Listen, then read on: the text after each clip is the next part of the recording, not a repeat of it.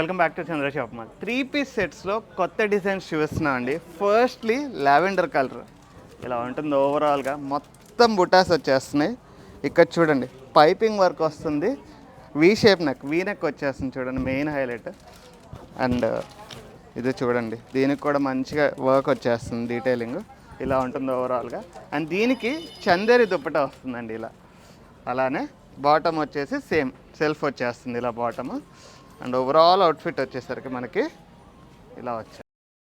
Next ఇది red అండి, full neck మీద కాన్సన్ట్రేట్ చేశాడండి. నెక్ వర్కే వచ్చేస్తుంది, మొత్తం పర్ల్ వర్క్ వచ్చేస్తుంది చూడండి.